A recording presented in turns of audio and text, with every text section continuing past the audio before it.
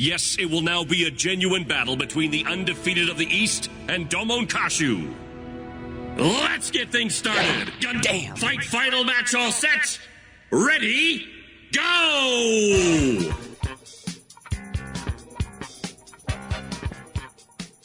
Podcasting live from the Hotel Sunrise. You're listening to Gundam at MAHQ.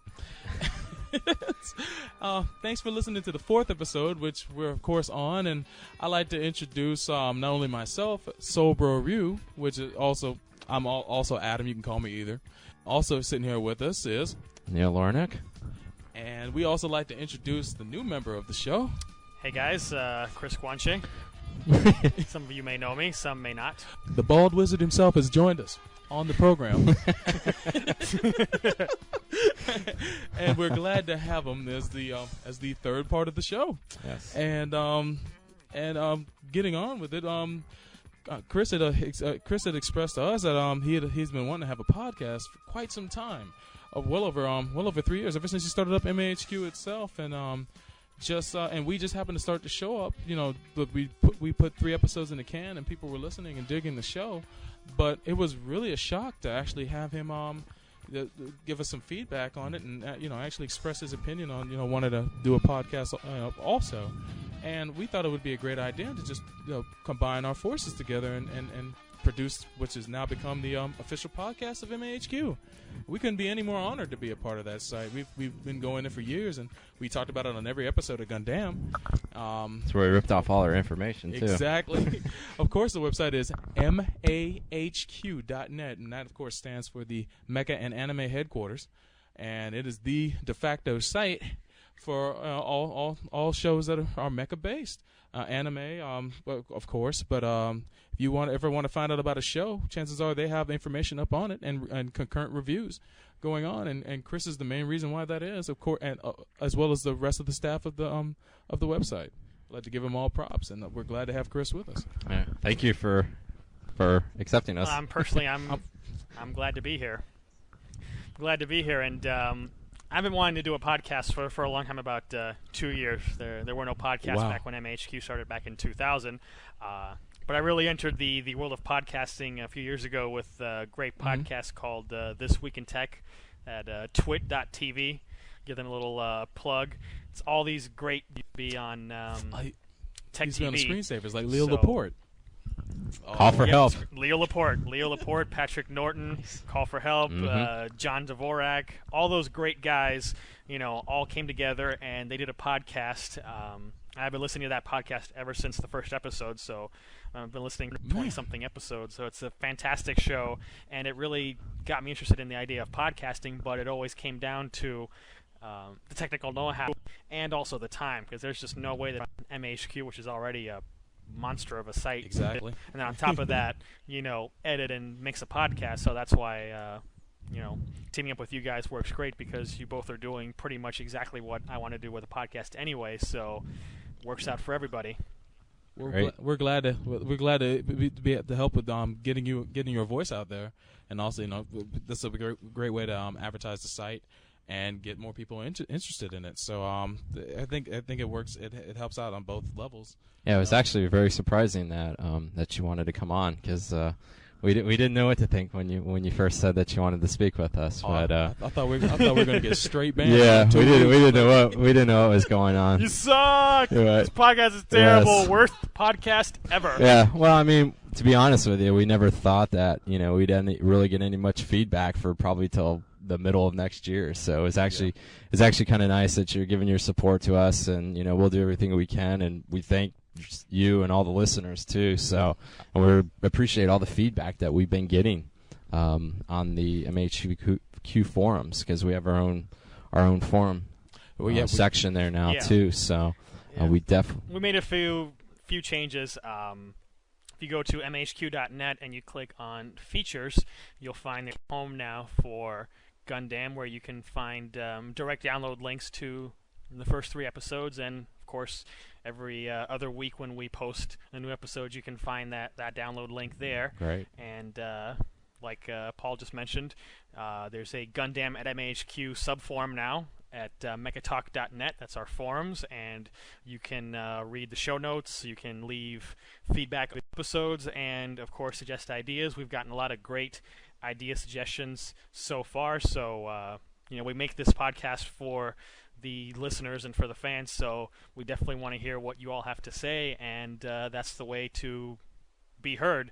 And in the future, we definitely want to take recorded questions, so we'll come up with some guidelines, and if you want to record a question for us or a comment, and we'll play it and incorporate it into the show. We definitely want to have more interactivity with the listeners. Exactly. That's something that we're going to be doing in the near future. Stay tuned to the forums and look for information on that soon. Yeah, because everything's going to be changing. It seems like every day something's changing. We got to check ourselves. So, but real quick, since that was our biggest news story for Gundam. But actually, just got some quick little news things for everybody. We like doing this, and this is one of the parts of the show that's going to stay incorporated. Our show is going to stay the same, even though now that we have Chris on board, it's just basically going to be using his knowledge and expertise in some of these areas to really make the show better. But quickly, got to hit up on a few things on Gundam 00.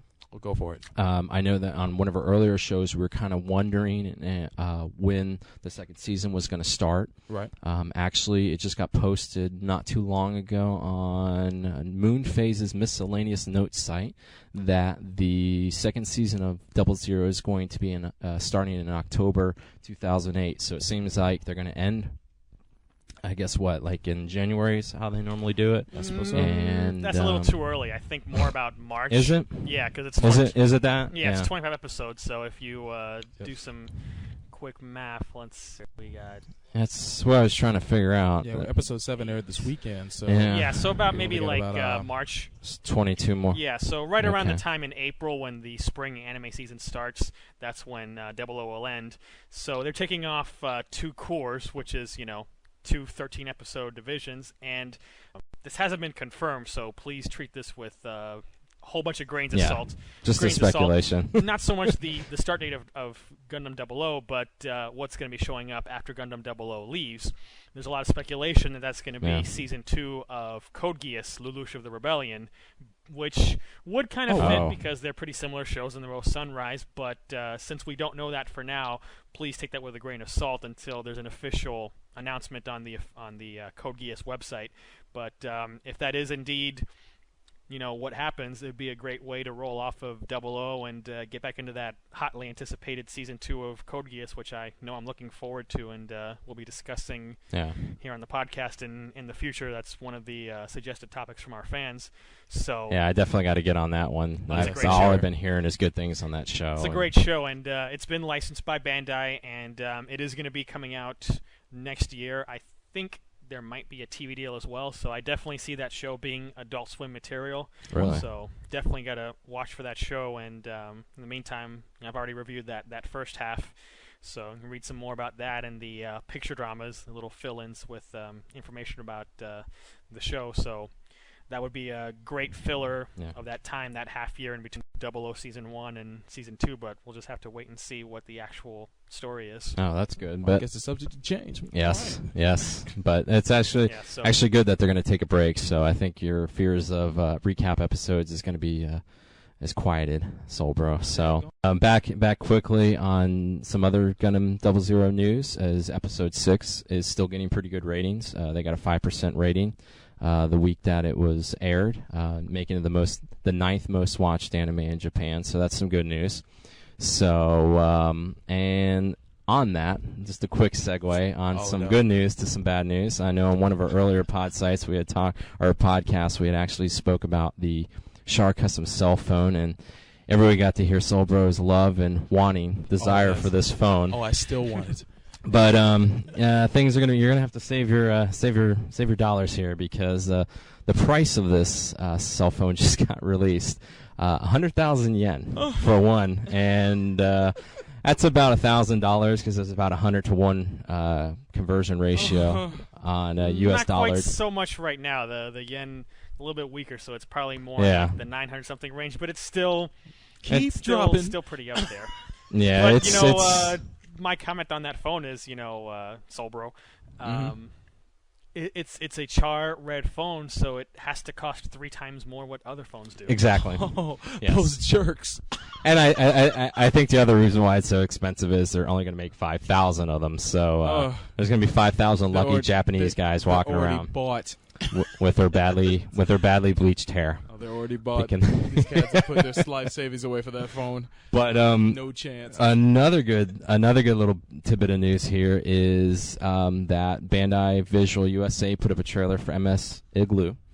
So it seems that we're going to be getting that over here. It's about time. I'm sure Chris can kind of expound on that. I don't know when they're going to bring it or how they're going to bring it, but it seems like they're definitely going to be bringing those little short little OVAs, whatever they might be, anime shorts over. I got to see a lot of them online, and they're actually pretty impressive. So that's kind of a good thing. Hopefully, we'll be getting some other things over. I've been wanting to watch them in full. So I'm glad they're coming over here. They'll definitely be bought and added to my UC collection. But Yeah, definitely worthwhile adding to the collection. It was licensed a few months ago, I think, way back at Anime Expo or Otakon, but they are coming pretty soon. The first volume, I believe, comes out this month. oh really? Let me see here on the news, but it's going to be 2 volumes for the entire 6-episode series. Right. And, what's very nice is you're going to have the show in 16:9 widescreen. So Nice. Yeah. pop that on the HDTV, and I think that'll look pretty sweet. That's what I'm looking forward to. I'm glad Japan's making that transition to that format now. Yes. Especially in 00. It was refreshing to see. I was wondering if they were going to do that, and they did. So that was really cool. So some details on the series, as with almost every Bandai Visual release, no English dub included. Yeah. Oh, well, we'll have to do. That's fine. Yeah. And since it is Bandai Visual, they are priced quite a bit higher than the average DVD. So the MSRP is about $50 for each volume. So Oh my goodness. definitely you're gonna want to look on the internet Yeah. and buy that, because $50 is a lot for 3 episodes. And Yeah, there's, it is. it's hard to say that they're still charging that much, especially since Bandai's still selling Power Rangers so much. Well, on top They're of making all that money off on Power top Rangers. of that, Bandai owns Gundam. Therefore, the acquisition cost can't be that much. Well, for it to here's cost that much. Sorry to interrupt, but here's No, the but thing. go for it. Here's the thing. Bandai Visual is run separately from Bandai Entertainment, so it's pretty much run out of Japan, and all the work is done in Japan. Oh. So, they've got their own ideas about how the American market works, which, my personal opinion, are completely mistaken, because they're just trying to force the Japanese business model on America by having these very highly priced releases, and frankly, I just don't think people are going to be biting that stuff. They're releasing pretty soon the Super Robot Wars TV show, and the first volume only has 2 episodes on it and costs about the same. Nobody wants to pay $40 for 2 episodes. So Oh my gosh, when you can buy regular TV shows in America that are produced like whole seasons for like $40, $45. I mean, average MSRP. I mean, you can't explain to the average American that you're going to have to spend this much for your television, for 2 episodes of a TV show, when I can get a whole season of a show from far less. They're going to look at the breakdown of episodes compared to how much they're paying. And they really need to revamp that, just like you were saying. It's suicide. Yeah, and that series is gonna end up being 9 discs for 26 episodes, which is just disgusting. That's just, and it'll never get boxed up either. So yeah, and but, let me see when the release date of that is and see the price on that. Just gonna check out our friends at ricep.com, give them some free advertising. Oh, no too. problem. Yeah, that is kind of a problem though with a lot. I think that's where I think that's what's killing anime. I think that's what messed things up for Genion. Or I keep messing up that name, but I always want to call him. Go ahead. Got some release dates here. Super Robot Wars, the aforementioned. That's the first volume of the Divine Wars TV show. $40, and that comes out December 11th. And you get a whole 2 episodes and an 8-page color booklet. Oh, so wow. you get swag, but man, it's still $20 an episode. Well, swag is supposed to come for free. Yeah, it's not really swag. Yeah. And MS Igloo, the first volume, Hidden 1 Year War, part of the series, that comes out November 27th, so right after Black Friday. Get that on those Christmas lists. And that retail price, $49.99. Obviously, you can get it cheaper on the internet. And Volume 2, the Apocalypse 0079 section, that comes out January 8th, 2008. Retail price, again, $49.99.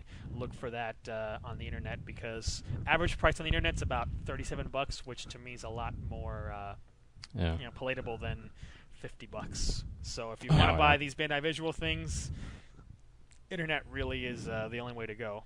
Because also, for the smart shopper, as a consequence of Genion's disappearance, they were doing the distribution for Bandai Visual. So because Genion's out of the game now, you pretty much have to buy Bandai Visual stuff on the internet anyway, at least for now, until they find a new distribution partner. Wow. Goodness. So definitely check on the internet and get those deals on Amazon, deep discount, Right Stuff, whatever. So, but they're definitely worth adding to the collection, because I've just been wanting to add some new UC Gundam to the collection for God knows how long. And I really want to see that series on my HDTV. Really waiting for that. Same here. I need to get an HDTV first. Yes. but same here. I believe the same. Yeah, true. But lastly, just like I guess probably what they're going to be doing throughout as the show starts to progress with 00. I guess on the Japanese site, they're just updating. They've updated a couple new mobile suits on there and a couple new character profiles.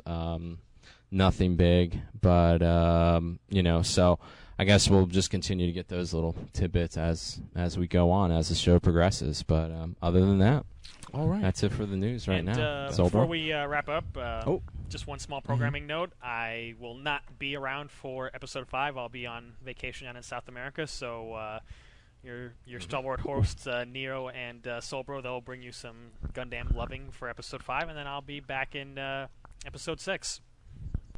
Definitely. We'll be glad to have you back. But before we get in our first segment, which is about our top 10 favorite Gundam women, I would like you to check out us at mahq.net. Also, please go to our MySpace headquarters, which is www.myspace.com/Gundam the show. You can reach us all by email by going to Gundam mahq@gmail.com. And if you have any questions that you rather not put up on the forums, you can always go there and send us email. Or if you want to send in audio submissions, you can send them there as well. But we'll be back in just a moment for the first segment. You're listening to Gundam. Now, to get a gun, get a box of and boy, is this gun ever different. Watch her in action. Look at that! This is Soulbro Review, and when you have a free moment, check out these cool websites. MAHQ.net, and that stands for the Mecha and Anime Headquarters. They have information and reviews on a variety of animes, as well as specs on Mecha from your favorite series. Check out the forums and see what the regulars are saying about Mobile Suit Gundam 00. AEUG.blogspot.com, and that website is Ganada, and that's your #1 news site for all things Gundam. But watch out for those spoilers on Gundam 00 though. www.myspace.com/FTS Shinjuku. And that's for the podcast that started it all. Flip the script. Anime, video games, movies, TV, and music are a few of the subjects that are tossed about in a roundtable discussion by 6 very different individuals. Boy Wonder, Dr. Encyclopedia Black, Lee Majors, and Shoji Rimuro, as well as the host of Gundam, Neo Lorinoke, and Soulbro Ryu. GundamOfficial.com. That's Gundam, OFFICIAL.com. And that's for the official website of Gundam, of course. It's managed by the guru of Gundam himself, Mark Simmons. For those who had missed out on Simmons' mega fan site and extensive wiki of mobile suits in the late 90s, labeled the Gundam Project, now's your chance to see the second coming of it at GundamOfficial.com. www.myspace.com/Gundam the show. That's GUNDAMN the show. And last but not least is the website for the unofficial podcast for all things Gundam and Mecha, Gundam. Check us out on MySpace, and if you're a member, add us as a friend and give us your opinions on the Mecha series you enjoy. Peep these cool websites when you get a minute. Now, back to Gundam!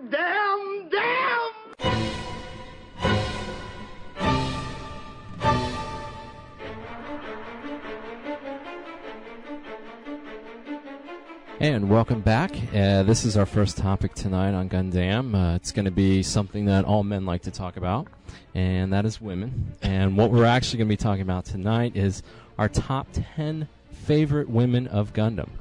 And we have our new guest is going to be with us, our new host, and Chris from MAHQ. And I think what we're going to do is we're going to start off first. I'm going to go with our number 10, my number 10. And I think that one would be Karen Joshua from Stardust Memories. all the fiery red. The reason being, she was kind of a very strong-willed woman. She was actually a good pilot. And I think that was one thing that we never really see in a lot of Gundam is a lot of the women just kind of are there to look cute inside the cockpit and everything. But she was strong-willed. You actually saw development in her character. She went from like a really cold and icy woman to really kind of an caring, team-oriented person at the end. So that would be my number 10. We're going to kind of go through quickly on this because it's going to be the three of us. We'll move on to Old Soul Bro. My number 10.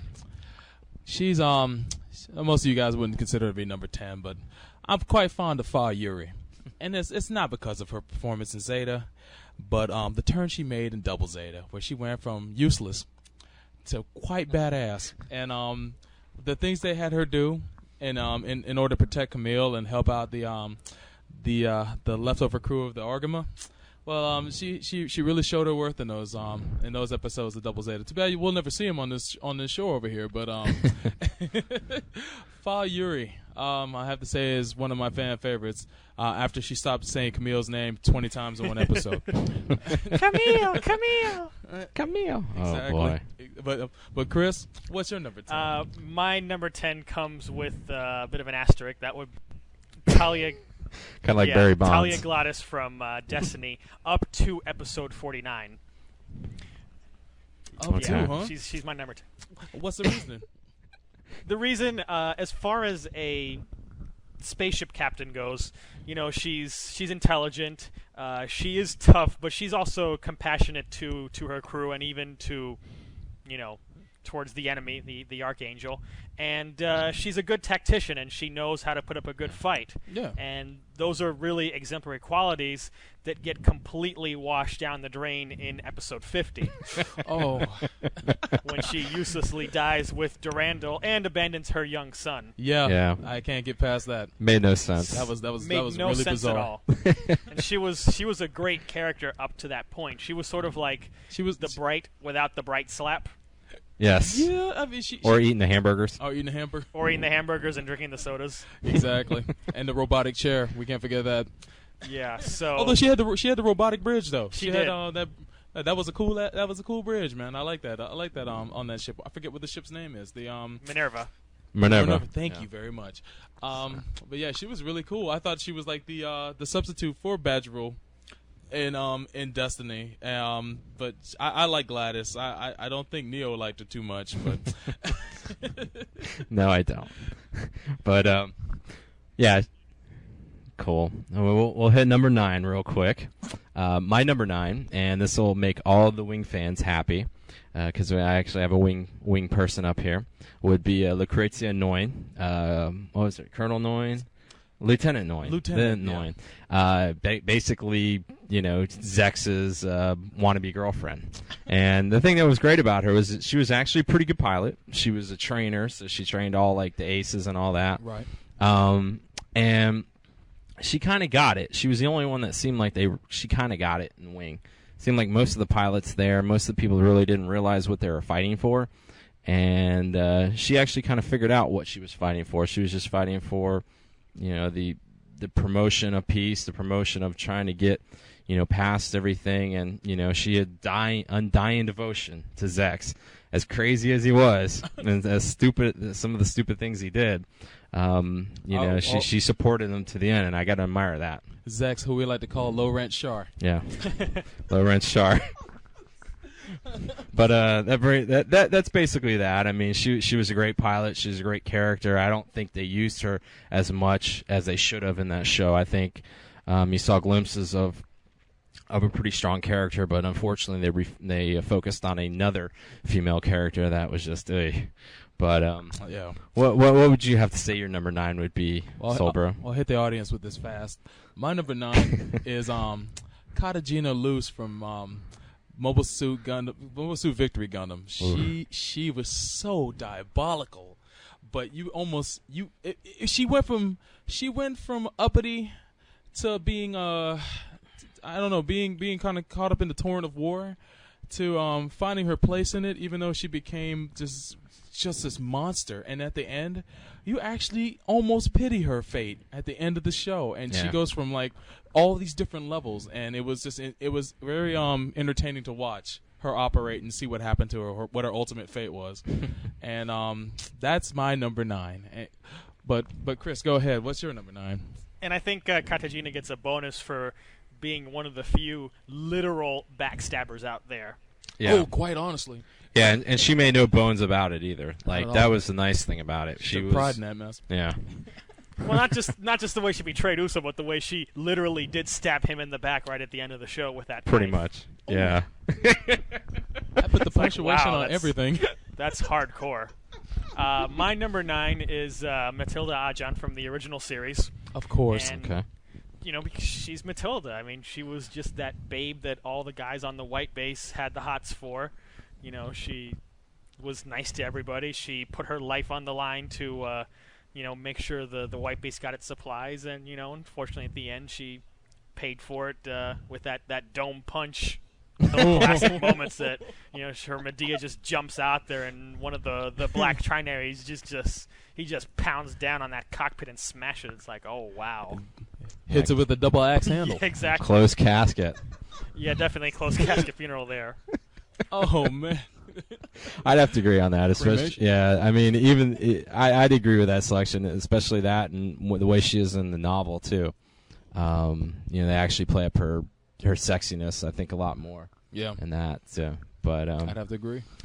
All right, going to number 8. I'm sure I'll get a little thing on this. Is I actually one of my number 8 favorite chick for Gundam. Go ahead. Is Lacus Klein. Oh my god. And Oh, I know I'm man. getting crap for this. Oh. But oh man. But the thing is what I liked about her was it actually made sense that people would follow her, i.e. she was a celebrity. It wasn't one of these things like in Gundam Wing where you had a certain girl that went from high school student to Queen of the World. But she was in high school, man. That's all you need. Yeah, but this at least it made a little bit more sense. She didn't seem too. She didn't never really seem too needy when it came to things. Yeah. And she was actually Pretty self-reliant. Yeah, she was pretty self-reliant. I mean, and of course, what you like to call her, a Gundam valet. yeah, she was the Gundam valet. Whenever Kira needed something and needed a new mobile suit, she was there to deliver it for him. So any woman that could bring you a mobile suit to go kill the baddies, I'm for. So that I have no comment on Lacus Klein. it's okay. I knew it was gonna be crap. But bet. what would be your number 8, Silver? Oh man, and I know we all have something to say about her, but my number 8 is Enel L from X Gundam, After War Gundam X. If you guys don't know who Enel is, she's another character that was on a yo-yo throughout her series, where the role she played, she went from antagonist to kind of the anti-hero to finally be fully on board with the cause that they were what the main characters were running with in the show. She's kind of the opposite of Katagina, where she went from actually participating in Uso's adventure to being one of his last adversaries that he faced. Enel ended up being part of the game and on the same team as one of the baddest captains ever, Jamil Neat. Yeah, she was actually. It actually seemed like she was introduced as kind of like a baddie. Yeah. To an extent. I love the scene in X. I'll just touch upon this right now. When she confronts Garud. Garrett. Oh, see, we all Garrett. When she confronts Garrett in the hotel room, and the way the scene is drawn, where they show it kind of at a tilted angle, and it's sunset, and just it looked very cinematic. And I love that the way they drew her in that scene, and how she came off. Where they were cool at the bar, but then when they met up in that room, she was all business. And I love that scene in that show, amongst other ones. But that's my number 8. And I don't have anything to add because coincidentally my number 8 is also NOL. I just will add that she's just got it all going on. She's hot. She's a skilled pilot, and she's got that sort of like leathery bondage clothes thing going. So yes, those are all pluses in my book. So that's my number 8. And actually, that's a good segue to my number 7, because my number 7 was Ina L. And pretty much, pretty much not going to expand on any much what Soulbro Chris said, but I mean I can understand. So what would be your number 7? Wow, man, Soulbro? bounce back to me, man. I'm gonna make this fast. Very quickly. I know you disagreed with this, but Sochi Haim. I'm all about some Sochi, man. She was the girl Friday to Laurent, man. She got left waiting in the wings, but I mean, for the most part, he wasn't. He really wasn't into her that way, as I've come to realize. But so is life, and I can relate to being in a situation where it's unrequited love, at least, back in the day. So I feel for her, and I like the fact that she, I believe, is one of the last characters you see in the show. Outside of that, and I liked her role in it. I thought that she was a very cool character. Yeah. But anyway, your number 8, Chris. What was it? Number 7. Number 7. What am I talking about? I don't know. Maybe it's a little too early for my number 7, but hey, it's my list, so what the hell? And that's Sumeragi Ri Noriega from 00. Or as I like to call her, New Misato. Yes, that's New Misato. Misato 2. Misato 2. Sort of along the same lines as Enel and Talia. She combines hot, attractive chick with skilled captain. She's got the looks. She's a tactician. She's kind of mysterious, right. And she doesn't mind drinking on the job. So what's not to like about her? Right on. We respect a woman like that. Yeah, so that's my number 7. My number 6, really quick, is going to be Sailor Mass from the original Mobile Suit Gundam. You had to go there. And I base that not only on Mobile Suit Gundam, but I also base it on the Mobile Suit Gundam novel. I think that I probably do a lot more from the novel and from the movie. Sayla, she seemed a little bit more stronger-willed in the movies than the novel than she did in the series. Plus, she's Char's sister, so right there she gets an extra bonus points. Genetics. And nepotism. She won the genetic lottery on that one. But I think especially in the novel, the way she develops a relationship with Amuro and how they kind of go about things and some of the things that she does, and she doesn't seem as much as a eye candy as she was, I think, in the series. That's true. So that's true. And she kind of set the pace for a lot of female characters later on. Yeah. In different shows, not just Gundam. To be honest, I think most of the Gundam females from that point are based on a little bit she of she was blonde, Mass. but she wasn't a bimbo. And and that's real. No, not at all. But what would be your number 6 there, Solbro? My number 6, really fast, is Natara Badgerul. I love Badgerul. Her whole character from Gundam Seed.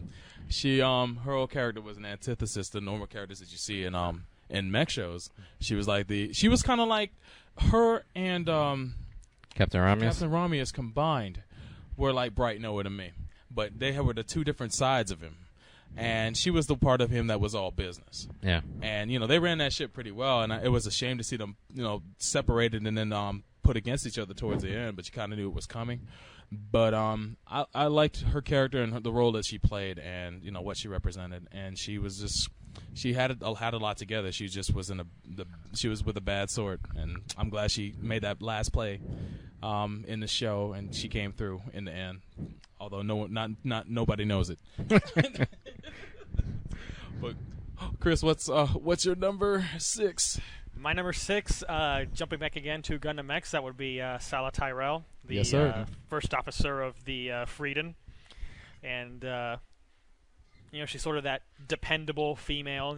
She thinks quickly, and she stands up when Jamil's not around, either when he was injured earlier or later when he becomes a pilot again. And she sort of got that unrequited love for him, and then in the end, the epilogue, they sort of seem like they're together, so they got a happy ending out of it. And that Bright in her when Garrett was screwing up at the beginning of the show, and she put some fear into him. So that's true.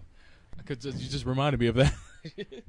Definitely. So definitely, I think she was one of the good female characters from that show. All right. Right on. Okay. Well, my number 5 would have to be, going back to Mobile Suit Gundam, would be Cassilia Zabi. And once again, I base this on pretty much the movies and the book. Right. She was the only one. She was the only Zabi character that you actually kind of could kind of feel for. Everybody else was a male. Yeah. She seemed like she was getting slighted, and she's towards the end of that end of the story, she kind of figured out what was really going on and what really needed to be done, and that her brother Garen was doing the wrong thing. Oh, she did the ultimate move too. Yeah, she did the ultimate move. Point blank. It was like, wow, I did not see that coming. So neither did she see coming what Char had for her. Oh, no exactly. But it ran through her mind. But literally, it ran through her mind. But no, she was a cold and calculated woman, but she seemed very strong. She actually seemed like she was probably a better tactician and had a lot more insight of what was going on than half the Garen boys there. Or Zabi boys, I'm sorry. Boys. Yeah. So that was my number 5. What would be yours there, Solbro? My number 5 it actually happens to be Kuzco Owl from the Mobile Suit Gundam novels. She's probably, it's not a character most people are familiar with, but she was a new type that worked under Char after the death of Lala Soon. And she ended up having a big impact on Amuro as well in the novels. And she was, just a well thought out character and a very likable character and a very powerful new type. And I won't say what happens to her, but read the novels and you'll find out and get introduced to Kuzco Owl. She definitely belongs on my list. But what would your number 5 be?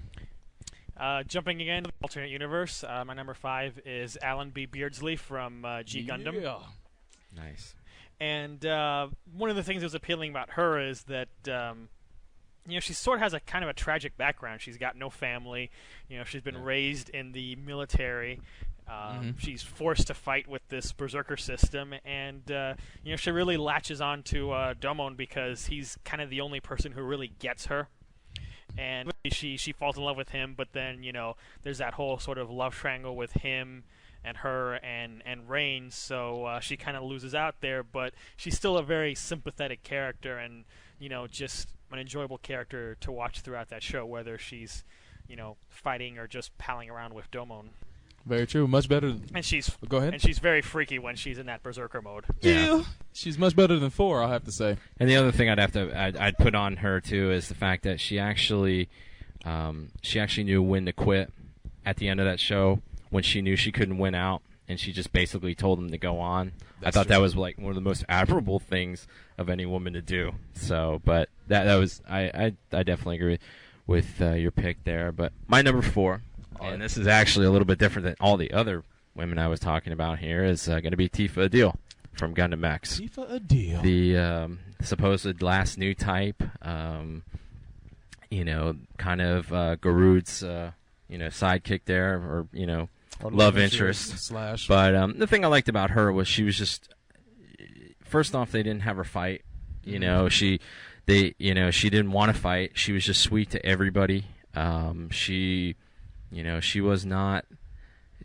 She didn't have a problem with what Jamil was trying to do for her, and she had no problem with what Garud was trying to do, and you just couldn't hate her, even when she was around the enemies or whoever was trying to hurt her. She was still kind of sweet, and she's just a sweet girl. I think that was probably the biggest thing, which was kind of nice to see because usually you have a lot of whiny women in Gundam.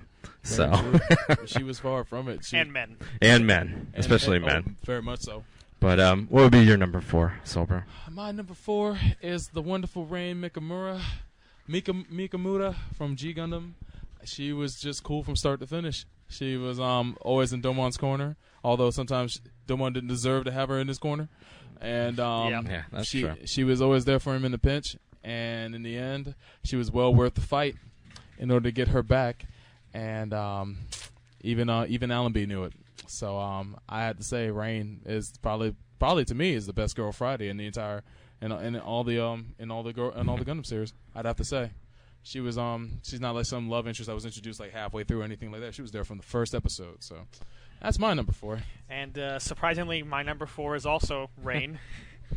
Again. So it's funny how these things kind of parallel. Coincide. Yeah, it's kind of weird. So, definitely my thought there for Domon, and he's a big blockhead, so he didn't understand her feelings until the very end when he, lost her, and then he finally got it, and then he lost her again. So, she definitely was worth the fight, and I think they had one of the best developed romances in Gundam ever. Yeah, exactly. If not the best. Yeah, definitely. It had one of the best. It brought about one of the best endings in any Gundam series. I'd have to say, one of the happier endings, I should say. But I guess I would go to my number 3, and now we're all in our top 3s. Oh. My number 3 is pretty much, it seems like as I can kind of think of, is the first real lady captain. Oh.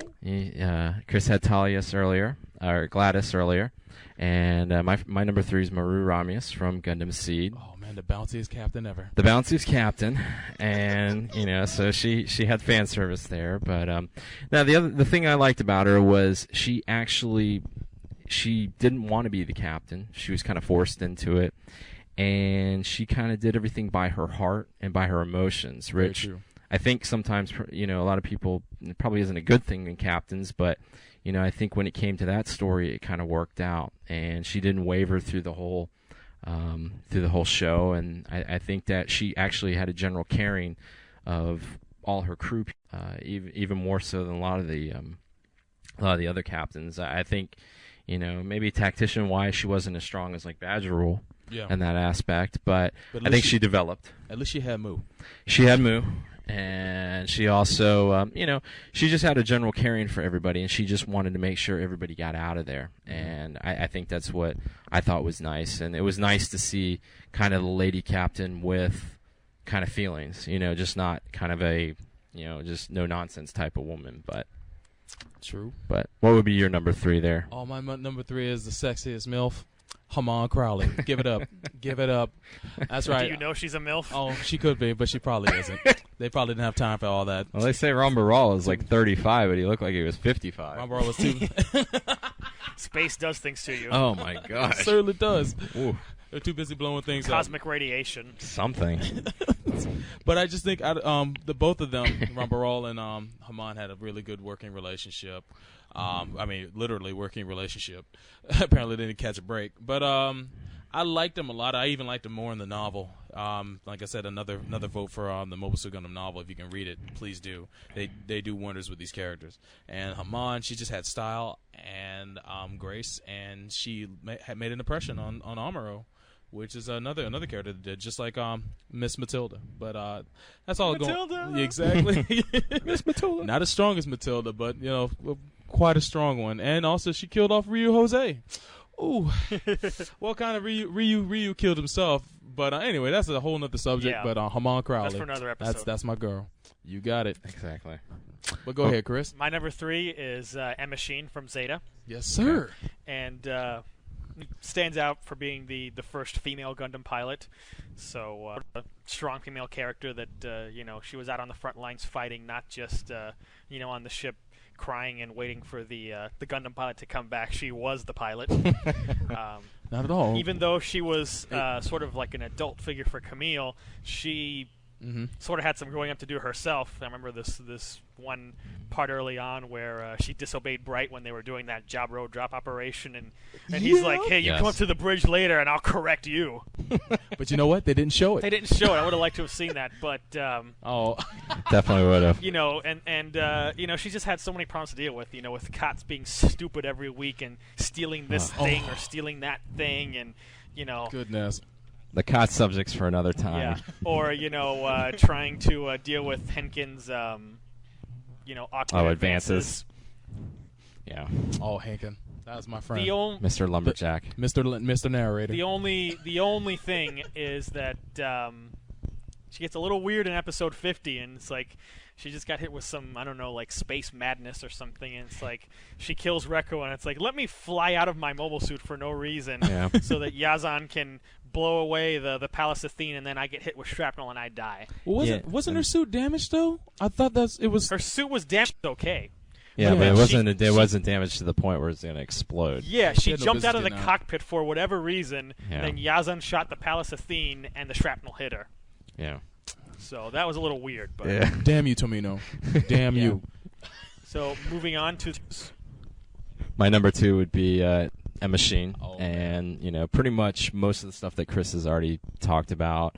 She was a strong character. I think she worked well with the other characters, and up until probably the last part there, just getting out of her suit. But I will have to say, she redeems herself by the whole speech that she gives to Camille as she's dying. Yeah, that's true. I still think that might be was quite the one of the most selfless acts of Gundam, but I'd have to say that'd be my number 2. What about you?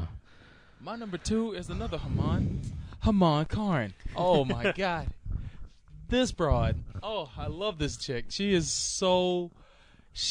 To me, she's probably the most unique anti-hero of all of the Gundam series, female wise. And she's a very complicated character. I like the fact that she has very strong reasons to do what she does, to want to have Zeon succeed, and she probably is one of the purest of Zeon leaders. She wants Zeon to succeed mainly for the fact that she wants new types to be on the top of the food chain instead of always being used by as weapons for mankind. And I love Haman for that. I love how she carries herself, even more so in Double Zeta.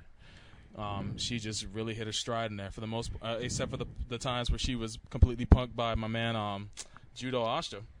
But other than that, she was a very she's a character that made an impression on me, and I'll forever love her for it.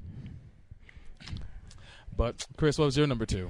My number 2, not one that most people talk about often, Marbet Fingerhat from Victory Gundam. I definitely think that she's more than worth mentioning. I think she was an awesome character too. She was. She sort of had this. She's sort of like a stand-in mother for Uso, since his real mother was off running around developing Gundams, and she genuinely cared for him, and she really did feel concerned about basically how horrible they were for forcing a child to fight and depending on a child to fight for them. And there's just this really great relationship between them throughout the entire series. And, she genuinely cares for Uso and is probably one of the only females in that show who isn't trying to, just feel him up and or kill him. Yeah. And, then she's got, of course, her tragic romance with Oliver, and then the whole thing with her new type baby at the end and all that weirdness. Yeah. But I think she overall was a very well done character, and a good positive character in a series that's filled with all sorts of negativity and just a pretty dark series. Oh, definitely. Very true. Yeah, I would definitely agree with that. I concur. Well, it brings us to our number 1s, and my number 1 is actually something that was someone that was mentioned earlier. It was Haman Khan from Zeta Gundam. And the reason why I like her more than anything is because she reminds me of a few women I've dated. They love you to the end until you make one dumb mistake, and then they want to pretty much just kill you. And they pretty much give you the ultimatum, you're mine or you're not with anyone. So, but no, other than that, I mean, she was just a very strong character. She like Solbro said, she was the only probably true real Zeon that was left. She was looking out for any of the new types, and I think that really kind of came through in Double Zeta, where she looked like she was just looking out for new types more or less than just people of Zeon. So I don't blame her. The way they treated new types, she had like the best platform for them. Everybody else was way too wishy-washy, including Char, until Char's counterattack. But what would be your number 1 there, Solbro? Oh, my number 1. You guys know, it's M-Machine. Oh man. Yep. I always remember her in the Titans outfit. I'm getting perverted. I'm sorry, but Emma was really cool. I like the turn she made at the beginning of the show. Not to go into too much detail because we talked about her enough. But I like the role she played. She was the big sister to Camille. She was also sexually appealing. I felt for my man Henkin, who tried, because if I was him, I'd try too. But when she died, that was one of the hardest deaths that I had to endure in that show. Yeah. Because I didn't see that coming. I didn't want to see her die. I thought she would make it. All the joy you got from seeing Kotz die and then seeing her die, robbed. It sucked all the joy out that I had when I saw Kotz die. But yeah, I was wondering the same thing. Why the heck did she get out that suit? Didn't make any sense to me. Tamino. But it was a space madness. Exactly. Space madness. Has to be. Yeah. And finally, my number one, another one that most people might not really think of, Diana Sorrell from Turn A Gundam. Ooh. I gotta give you props for that because I didn't even think of her. But yeah, that's a really good pick. Yeah, I understand. And basically, it's she's sort of thrust into this untenable position because the moon race, they obviously can't live on the moon because it's too small for them. Yeah. And obviously the politics with Earth don't work out, and she's sort of split because there's all these factions of the moon race. Some they want to make peace with Earth people, and others that want to take it by force. And it's she has a big problem controlling that, but she tries. And you see sort of her human side a lot when she switches places with Kiel, and she's just there hanging out with Laurent. And there's this one episode where she's just doing stuff like doing laundry and helping out as a nurse, and it just goes so far to the character. But then on top of that, she's sort of got this tragic sadness to her when they reveal like that her past, before she went into cryogenic stasis, and she had that romance with Will Game, and then Will Game. That sort of those thoughts are rekindled when she sees his grandson, who then gets blown away very nastily, and sort of evoking the good old days of Zeta. It's like creeping inside that cockpit. Yeah, that ending was powerful. That episode. Yeah. Hey, how come he's not responding? Salsa. That's funny. He got hamburgered like Bernie from 0080. I'm my medium rare. Oh. But that's a subject for another episode right there. I would just have to say though, just an honorable mention for my Top Gundam Gundam would have to be Mirai Yashima. Oh. Just for putting up for Bright stuff for 20-something years. He was the most absentee father I've ever seen. So that would be my honorable mention. But on that, quickly, what would be some of the, let's just do top 5 worst characters of Gundam, starting off with number 5. Oh, you mean female-wise? Female-wise, of course. I would have to say my number 5 would be Rosemia Badam. Oh, God. I don't see where you're coming from with this. Brother! Made no sense.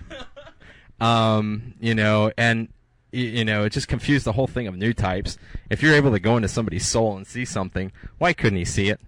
So, and where did he have space madness thinking that he had a sister now? That's like the Gato loophole in 0083. Yeah, well, What would be your number 5 real quick? Oh, man, you know my number 5, man. You know what it is. Well, I don't know what it is. Tell the people. Dorothy Catalonia. She had eyebrows bigger than Ken Masters. Come on now. Come on. She was just, every time I saw her on the screen, she irked the crap out of me, man. I don't think she added anything to the story but agony for me anyway. She's in Gundam Wing, for those who don't know, and she showed up halfway through the show and just completely, I don't know, every time I saw her on the screen, she did nothing to advance the story. She was more so commentary on what was going on. And I don't think we needed any more commentary in that show, especially we had everybody yelling pacifism every 5 seconds in that show. Pacifism. All right.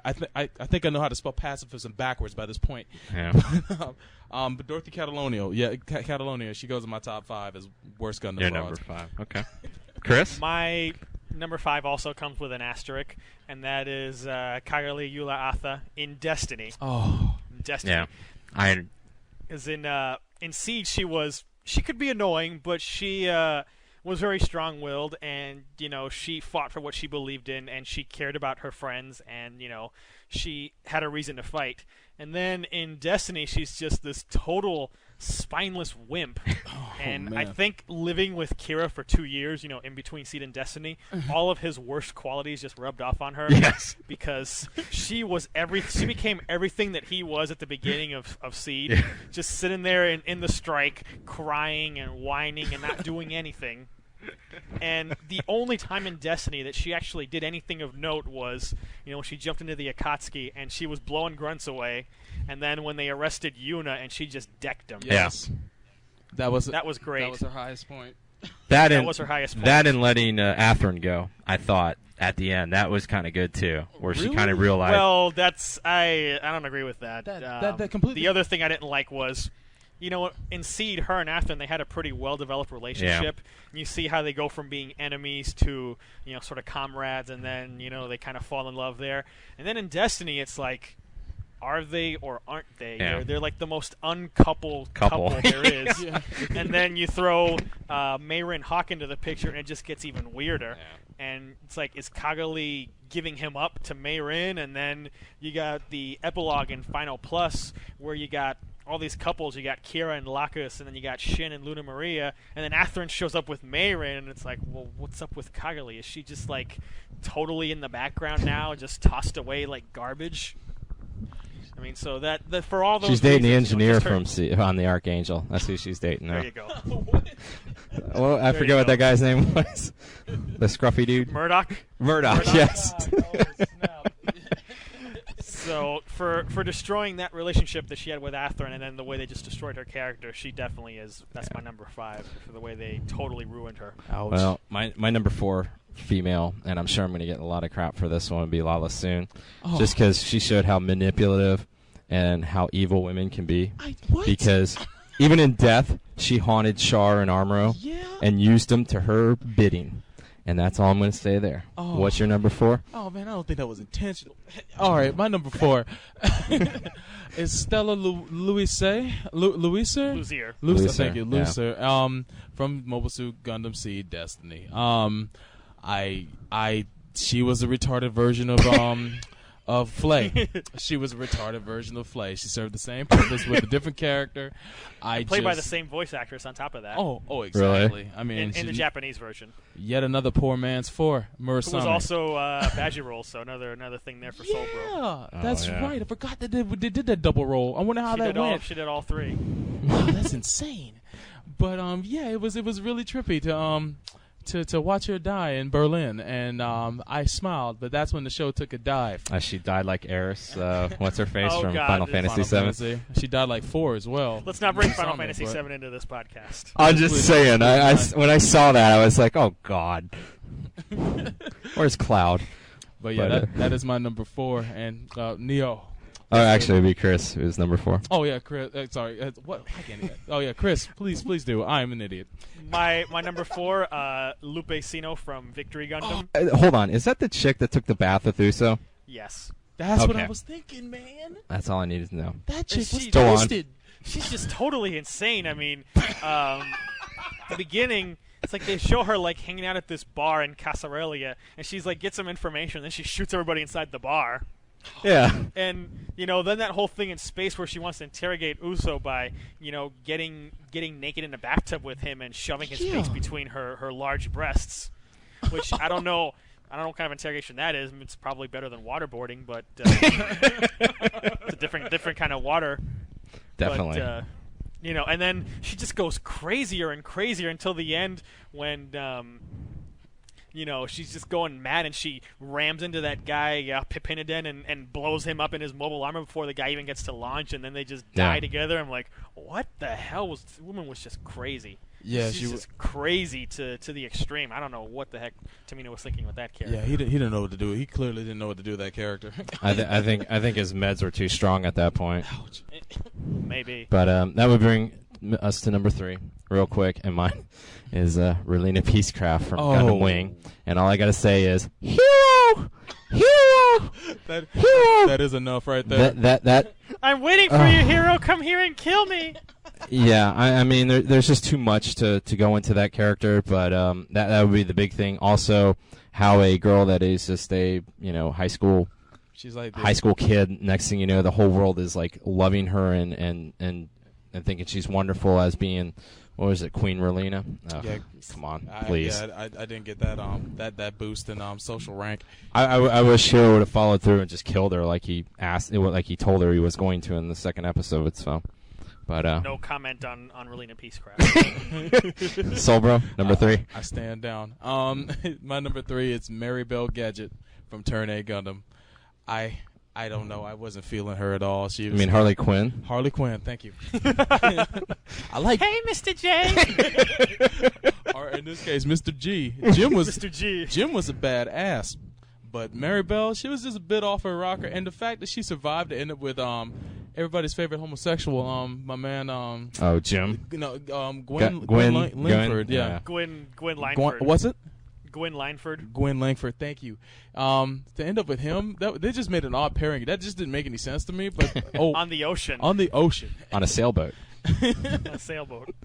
On a nice boat. Yes. exactly. It just, I don't know. She was just weird and twisted, and every time she was in the episode, she just irked the stuff out of me. But anyway, What would be your number 3 there, Chris?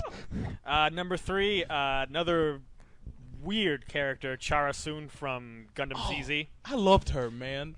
But like, You would go First of all- WTF though in the first part of that show. I would have to say that. First of all, that 80s hairdo she has, she looks like she belongs in Gem or something. hey, man, that's a plus. I don't know, man. She's Or just the Misfits. ridiculously insane, an utterly useless character, and she's just like ripping her uniform open in space and like just showing off her boobs to everybody, and I had no argument then there. even later on she's just even crazier when they make her an artificial new type, and she's just, I don't know, it's like she was just a waste of time. She must have. I don't see anything to like about She her. must have been based on Charo because it seemed like every time she came up, it was like a coochie thing. Yeah. I mean, because she would introduce herself to a man and just put his head between her boobs. especially my man Judo. Again. But Go ahead. my number 2, quickly, would be Luna Maria Hawk from Destiny. You hate her so much. Oh, what did she ever do to you? Well, first off, she was in a red Zaku, and she besmirched it by being the worst pilot I've ever seen. They should have taken a. Hey, she had to fight a Gundam dog in space. Char never had to deal with that sort of embarrassment, and she did pretty well doing that. That is kind of Gotta true. give her that much credit. But she is the only character that I know of that got upgraded to a Gundam and actually became a worse pilot. So, and well, the thing is, she didn't have much skills to go on of her own because once she upgraded to Impulse, all of her fight scenes were just recycled footage from Shin. Oh man, you were well, you right, thought though. she'd be a little bit better then, but I don't know. Yeah, I mean, she just didn't bring too much to it. She just really irritated me the whole time because even when Mu upgraded to the Strike, he was still holding his own. yes, he was. Yeah. Well, because he's the possible. That's right. He was, or is, or was. Who knows? Oh man. Still Is he is. dead? Is he alive? Or who knows? Who knows? But what would be your number 2 there, Silver? Well, I know you guys won't agree with this, but my number 2 is Nina Purpleton from Mobile Suit Gundam 0083, sorry. And, she shot my man Ko, and I don't know where that storyline came from, where her and Gata were attached, but I'm sure we'll get into that later on. But Nina Purpleton, I couldn't stand her. She made Ko eat his carrots, though. Oh, yeah, well, you know what? That was like the only bonus. So his eyesight was better as a pilot. Yep, but, Chris, what would 2 would be? Number 2, Flay Ulster from Seed. See, I'd have to disagree on this one. Oh, man. See, well, here's the thing. For I- almost the entire show, she's just this useless, Self-serving. self-serving racist bitch, pretty much. Very Yeah. And much then so. Yeah. when she gets locked up with Raul Cruz and she's stuck with him, she starts to become a little bit redeemable, and then by the end, she wanted to talk to Kira and apologize and say all this stuff, so I kind of did feel sorry for her when she actually did get killed by Cruz, which was a great death. Yeah. Because Kira just stupidly flies to her. He's so happy when he blocks that one shot. And then he doesn't do anything. And then the other shot comes in and he's just like, well, buddy, it's... What did you... middle of a war. Yeah. And he just did that. So, she kind of did have a redemption at the end. But, up until close to the end of the show, she was just so thoroughly unlikable that the redemption can't fully redeem all of her annoyances. Wow. Yeah, that's kind of true. You raise a point. Yes. And now the number one worst for everyone. So, Yeah. Nina Purpleton. I might as well let you two talk. Because mine's someone completely different. But Well, I mean, like Silbra said, she shot the man she supposedly loved. I don't know. I mean, she just brought nothing to the whole table. I don't even know why he even cared about her in any way, shape, or form besides just getting good mobile suit maintenance. Yeah, exactly. That's the only thing I'd be nice to her for.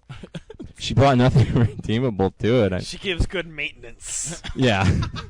I mean, and then just the whole thing at the end with her and Gato. I mean, I don't know why those two guys just didn't look at each other and throw her out the airlock without a helmet on, because that's what I would have done. But yeah. Chris, I know it's your number one too. Any final thoughts on that one? Oh, she's just such an unlikable character. I'm sure you guys have seen the character type of the tsundere that seems kind of bitchy but has a gentle side. She's the personification of the opposite, the yandere. She seems nice, but then once you go inside and you get to know more of her, she's just such a total bitch with her mood swings and her jealousy. And God, she's just you take Ko, who's such a weak-willed milquetoast of a protagonist. You match him, the worst pilot ever. You match him with her, and it's just like, oh my God, why? And then you have guys on the side like Munsha. It's like, oh my God, what is with this show and these characters? But she is just the worst of the worst. And then, again, the thing is, she shoots Ko at the end. Yes. And then right after that, there's the happy epilogue where Ko's reunited with her after spending a few months in jail. And it's like, hey, how you doing? And, the love song playing in the background. It's like, why is this a happy ending? Yeah, She's horrible. She's a horrible character. Yeah, what they didn't show was Ko slapping the taste out of her mouth when the credits rolled. Please. But what would be your number one quickly? Come on, guys, man. The number one terrible woman in Gundam is Quest Baraya from Char's Counterattack. See, I can't hate on her. She was horrible. Come on, man. She was the worst. I have a soft side for psycho chicks. Quest Air. Oh my God. Char, you couldn't have picked a worse female. I couldn't get it. And then we didn't mention her earlier, but what was the name of Amuro's woman in that movie? Chan. Exactly. Her involvement brought about the death of Chan because stupid, retarded Hathaway had to get so upset that Chan did the world a favor by blowing Quest out the skies that he was going to kill Chan. It's like, no way. Her legacy lives on through Hathaway. I'm so glad for Hathaway's Flash and his ultimate outcome because, man. Well, but here's the thing about Hathaway's Flash. That takes place in the continuity of one of the novels where Chan didn't exist because it was Beltor Chica. So he didn't kill Chan. So he was hailed as a hero after Char's Counterattack. So continuity. So he's he's not, a twerp in Hathaway's Flash. So you got to keep our universes separate. But I definitely hate Quest. The reason she's not on my top 5 worst women, you only have to deal with her for 2 hours. Yes. Yeah, you raise a good point. Everybody else on my list, you're stuck with them for at least 13 to 50 episodes. Yeah. Oh my gosh. Yeah, definitely. Same here. You raise a good point. But yeah, she made that strong of an impression on me, I have to say. But that concludes our whole top 10 women and a surprise thing of our worst 5 women of Gundam. I'm sure everybody's going to have their differences with some of our selections, and we definitely want to hear that. So if there's any things that you guys can chime on about, please let us know, and we'll be back in a little bit. This gun does things that an old-fashioned gun could never do. And man, is it ever built. Your gun comes to you loaded. Flip the script. You didn't tell her anything about me, did you? Let's see, I think I mentioned that you're so behind that you needed to take summer classes or else you'd fail out. And of course I let her know that you had severe diarrhea last night. Next time on Flip the Script. This is Soul Bro Ryu, and you're listening to the show with more finesse than Ray Fiennes. Damn. That's a lot of finesse right there. That's right. That's tight. And, I swear to God, you spend hours every night Writing these cheesy ass lines. just thinking that shit up. He's like, that's a podcast. Go. Hey man, you gotta have That is you gotta have a tagline that works. How about this? How about bringing more heat than Pat Riley? Yes, That's what I'm talking about. That's what I'm talking about. Here you go. And all I say, this is show. I'm not clever. Next time on Flip the Script? You got a problem with that? No, sir. Thank you, sir. Good. Flip the script. Call me sir, goddammit.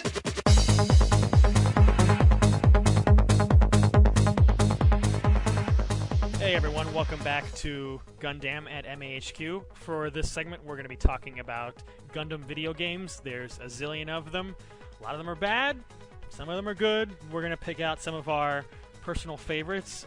So to kick off this segment, I'm going to highlight a game that I always like to talk about to no end to people, and that is the 1999 game Gundam Side Story 0079, Rise from the Ashes for the fantastic Sega Dreamcast. Oh, yeah. Rest in peace. Rest in peace. It still lives in my house. It still does in mine, too. A little bit of background on this game when it came out. The game came out at pretty much the worst possible time. It was, back when the Dreamcast was still a viable system, and it came out pretty soon after its Japanese release. Unfortunately, Bandai decided to release it here when Wing was on the air. Yeah. Here on Cartoon Network. So I saw loads of people saying, what's this Xeon stuff and this Federation and where's Hero and how come there's no Gundams and what are these GM things? And they really picked the worst possible time to release that game. They did. I don't know why they thought that, releasing a game that had Gundam in it that was about a Universal Century side story would appeal to people who didn't know anything about that and knew only about Wing and thought that Wing was all there was. Well, I have a question about that series in general. There was if I recall, there was also versions of that game or that series, stories of that series on the Sega Saturn import in Japan as well. Did it connect to this one? It was a similar type of game. That's Blue Destiny. Yeah. So it was a similar MS simulator, but and from what I've seen, it looks like it plays pretty similar. But they did not have related stories, and of course, the Blue Destiny manga was released here at around the same time in Tokyo Pop. Back Very then, true. it was called Mix Manga. Way back in those days. But otherwise, there were no connections. I mean, the gameplay was somewhat similar, but the games were totally separate. So, and of course, those Saturn games never came out here, so you had to import them with play them on a modded Saturn, Japanese Saturn. But a little bit of background on Rise from the Ashes. It's which, of course, was devastated during Operation British in the original Gundam series. And you don't use a Gundam. Right. You're just a guy named Master P. Rayer, Master Prayer, Master Player, Funny English, those funny Japanese. And you lead a mobile suit team, kind of like, Shiro Amada and 8th MS team, but you're in Australia. And you got your two, backup mobile suit pilots, and you've got a radar officer in a hover truck, just exactly like 8th MS team. So you go throughout all these different missions. And, it's from the perspective of you're in the cockpit of the GM. And you're just using the plain old GM from the original series, which I like. It's not some fan they created for the game. It's just the plain old GM. And that's about as real as the experience can get. Pretty much. And it's realistic because, you can run out of ammo. You can use boost, but it can overheat. Yeah. Oh, okay. Machine guns do quite a bit of damage to you, and beams will pretty much just, screw you up. So there's all sorts of missions, fighting against Zeon, recapturing territory, and there's sort of this continuing rivalry with this ace pilot, Vish Donahue. Right. Who I forget what his nickname is now. It's Blue Brother. And there's this continuing storyline involving biological weapon that the Xeon are developing. So you got this great storyline. You got a lot of chatter between the characters, and a really good English dub because you've got pretty much all of the voice actors from Cowboy Bebop, the English dub, voicing characters in Rise from the Ashes. The radar officer is played by Wendy Lee. Faye Valentine. One of the other guys, I think his name was Johnny, he always has some weird thing to say, was played by David Lucas / Steve Blum, a.k.a. Spike Spiegel. Spike Slurpee. Spike Slurpee. Yeah, exactly. Get your checks cashed at 7-Eleven. Exactly. And that was just some free advertising. Yes. And then one of the other characters is played by Sparky Thornton, who actually was Annabelle Gato in the dub of 0083. Yes, he was. There's also Brandon Heat on Gungrave, y'all. But who saw that? So you got some great gameplay, all sorts of different missions, missions at night, missions where you're attacking a Xeon fortress, mission where you're in a city that's been captured by the Xeon, and then you got this final confrontation is right at the end of the war. Literally, the war technically has already ended, but the fighting is still going on, and the Xeon are evacuating into space in HLVs, so you're going through this HLV base trying to shoot down these HLVs before they take off. Right. Which I guess is kind of cowardly, but that's the mission. And you have to fight Vish Donahue, who's in this ground-type Gelgoog. Right. And you're fighting him with the GM Sniper 2 from 0080, but the guy is freaking hard to fight because he's got a beam rifle. And though you have the most powerful GM variant of the 1 Year War, the guy's got a beam rifle. Yeah. True. So you got to fight him off. And then at about the same time, there's this giant tank called the Rhinoceros. Oh, man. And it's a real pain to fight, especially because its armaments are determined by what you do in the game. If you stop a train shipment earlier in the game, the Rhinoceros just has standard weapons. But if you don't, it has this giant beam cannon called the Burst Liner from MSX side series, and it will just devastate you. So definitely fantastic game. Oh, wow. That's pretty cool. Yeah. Highly recommend it if you can dig it up on a Dreamcast. It should be worth nothing now. On I've heard a lot about actually that game. I know it's got a huge following, but the game I would kind of pick, and it'd be just real quick, is it's actually, I call it like Federation vs. Xeon 2.0 is Gundam vs. Zeta Gundam. Yes, sir. And I liked it because it's basically it's basically Federation vs. Xeon if anybody's ever played that game, but it includes the whole Zeta Gundam kind of universe. And what was kind of nice is all the kind of what-if scenarios you had in that, like what if Armor Ray became a Titan, and nothing's cooler than being a Titan in the black Zeta Gundam, and killing Camille. And killing Fa on different things. So I mean that was always kind of cool, and the whole what ifs, like if Lala Soon died or she lived, if Garma stayed alive, exactly, or even Ramba Raw stayed alive. Exactly. You play through every character from 1 Year War into the Grips War. And the cool thing too, with some really funky dialogue. Yes. There's this one, when you're playing as Amuro as a Titan and you're in that final battle with Camille. And Camille's like, it's because of you that war goes on. And Amuro just lamely says, well, what do you want me to do? Camille says something like... I remember that, yeah. Like, die! That and when all the time she had to fight Shirako. Because Shirako had crazy lines in it, too. Oh, Shirako? Because you would ask it, especially if you fought him as Camille, it'd be like, you're the one that's keeping everybody from fighting and blah, blah, blah. And they're just like, well, what do you want me to do? But no, it was a great game. The mechanics were nice. Once again, it had those realistic, aspects to it. Running out of energy, running out of ammo if you had like a machine gun. Overusing the Verniers. And using the Verniers, not just sitting there and being transformed as a Zeta Gundam the whole time. Right. Just to take care of stuff. But no, that was definitely a great game. I like that they span the two shows, and I don't know how well it was received here. I'm sure it was received like all the other Gundam games, with just kind of like put it in the bargain bin. But that's okay because I found it very cheap. But no, I definitely would say that would be a game for people to check out. So. I own it. I own it too. So do I. I own both. But what would be one you'd have to say there? Well, it's a Solbro? game. It's a game I can safely say none of us have played, but if we had the chance to, we definitely would. In Japan, there's a arcade game of Gundam called Bonds of the Battlefield. Mobile Suit Gundam. This is the 1 Year War. And you get to pick either being on the Xeon side or the Federation side. And you ever played those arcade games where you can buy a card that saves your data if you're like Maximum Tune is a racing game in the arcade. Right. You save your progress on a little regular card, which saves it magnetically, and you put it in. Same thing for this game as well. You can pick a mobile suit. You pick a side, and you pick a mobile suit, and you save it on there. You put your name on it. It's yours. And when you sit inside these pods in the arcade, they have a 180-degree panoramic screen in front of you. So you get to see everything. It's like the inside of a mobile suit cockpit. And it's very responsive. The controls are dreamlike. You have 2 pedals. You've got 2 handle grips as well. And it's really amazing. If you can go to YouTube and look up the game, you'll find lots of video of people recording themselves playing it.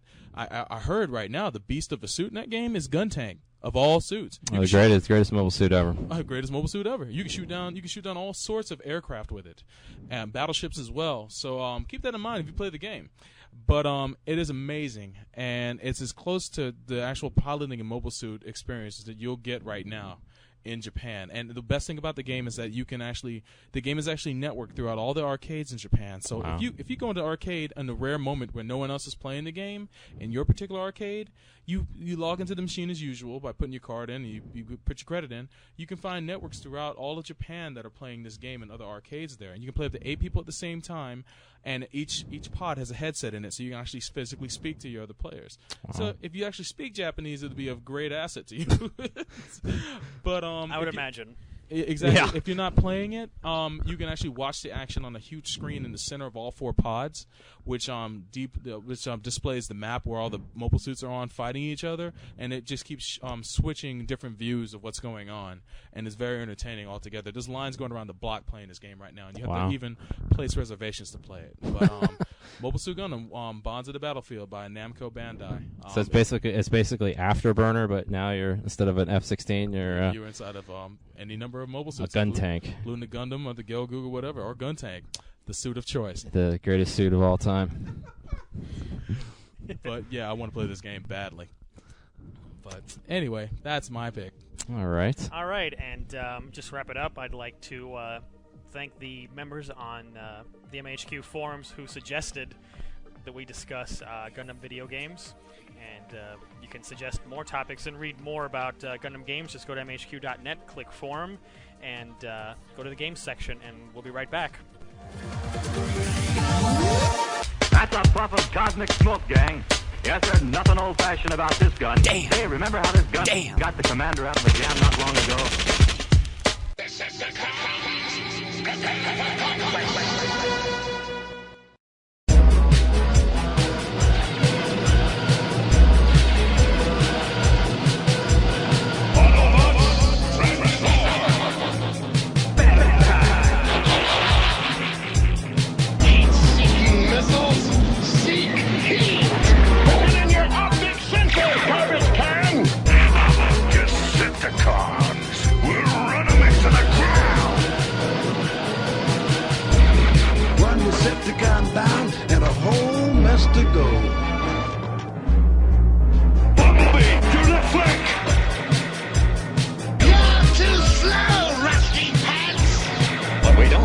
Autobots to fight all those Deceptor rats.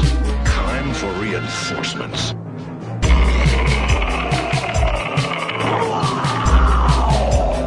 Oh, shut up and fight!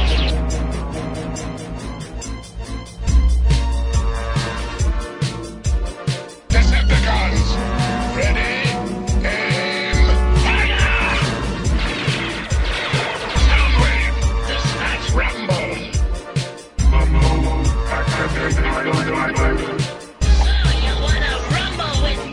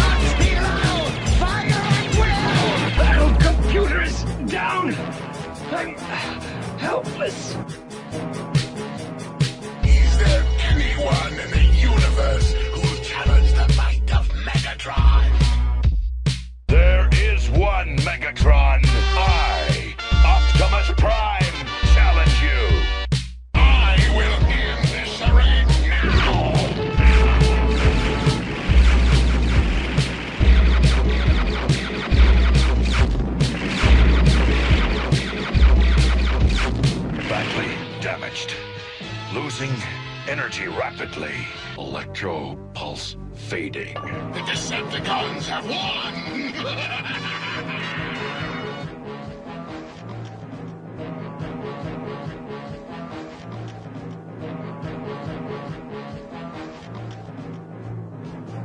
Did you order the code red? Damn right I did!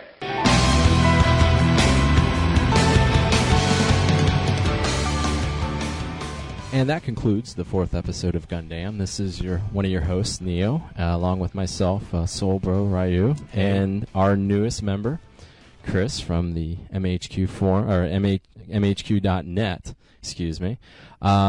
Just quickly, we ran down our top 10 favorite women of Gundam, along with the 5 women that we despise the most. Definitely. And we hit quickly on some of our favorite Gundam games, video games that is, and I'm sure we'll be discussing that far into the future, because there's quite a few of them there, and we were only able to get to one apiece. We haven't even touched Super Robot Wars yet, so trust me, that's a segment all by itself.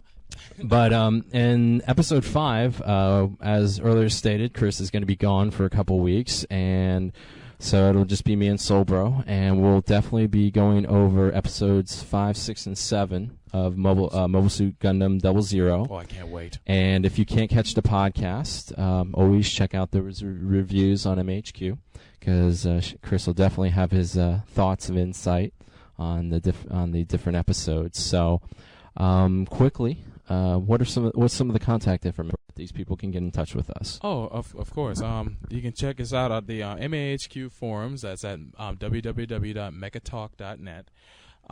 You can go there and check out the Gundam forum as well as the other forums and register and make your opinions known on what we've spoken about in the show or if any things you want to hear in later episodes. You can also check us out not only at mahq.net, but you can also find us at www.myspace.com/Gundam the show, and add us as a friend if you're on MySpace. And our email address is gundammahq@gmail.com, and hit us up there. And quickly, just a closing thought on myself. We appreciate all the feedback that we've been receiving, and we encourage more of it. Mm-hmm. Anything, Chris, that you want to add, or anything in closing you just want to hit up real quick before we head out? Sure. Just want to say that I'm very happy to be here with you guys doing this. It's been great so far, and it's a shame I won't be around for episode 5, but definitely look forward to episode 6 next month and get those ideas churning for new episodes. So definitely encourage people to give us their feedback. Let us know how my first time out was, how much I sucked, or how great I was. Maybe it was a little bit of both. Man, you were great. So just post all that feedback on the forum, and just let us know what you think, because we definitely value everybody's input. Especially, I just want to mention some names. My man Tuxedo Mark, of course, Vent ZX, and many of the other people who have fed back to us, Leroy Landers. Thank you very much for all the input. There was so many other names I haven't named off yet, but we'll save them for other shows. But thank you guys for giving us feedback and sending in the suggestions for subjects. There'll be another listener-suggested subject next episode as well, so stay tuned. Well, and once again, we thank everybody for getting back with us, and me and Soulbro are encouraged with our new partnership with MHQ and Chris and all the people there. I'm so. psyched. For myself, Soulbro, and Chris, we will see you. Well, me and Soulbro will see you in episode 5. The 3 of us will be back in episode 6. So from this point on, we'll bid you farewell and see you later. Peace. See ya. Come, let's see it.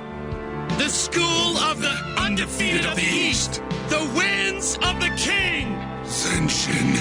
Keiretsu, Tempa, Kyoran. Look, the East is burning red.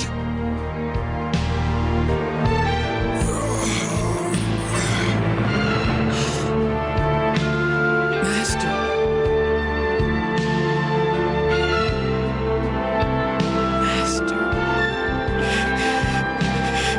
Master!